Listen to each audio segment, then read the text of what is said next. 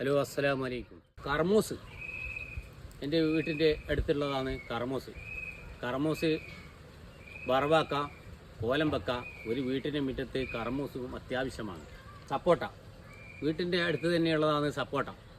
സപ്പോട്ടയും അതുപോലെ ഒരു വീട്ടിൽ അത്യാവശ്യമായി കുട്ടികൾക്ക് മറ്റുള്ള ജ്യൂസ് അടിക്കാനും മറ്റുള്ള ആവശ്യങ്ങൾക്കെല്ലാം സപ്പോട്ടയും തടിക്ക് ഗുണകരമായ സംഗതികളാണ്. അപ്പോൾ മധുരാരങ്ങൻ്റെ തൈയുണ്ട്. മധുനാരങ്ങ നട്ടുപിടിപ്പിച്ചിട്ടും മധുനാരങ്ങയും ഇടയ്ക്ക് ഉണ്ടായിക്കൊണ്ടിരിക്കുന്നുണ്ട്. ചാമ്പക്ക ഒരു മരമുണ്ട്, ചാമ്പക്ക മരത്തിൻ്റെ മുകളിൽ ചാമ്പക്ക ഉണ്ടായിക്കൊണ്ടിരിക്കുന്നത് 3 സ്റ്റെപ്പ്, ഒരു വർഷത്തിൽ 3 സ്റ്റെപ്പ് ചാമ്പക്ക ഉണ്ടാവും.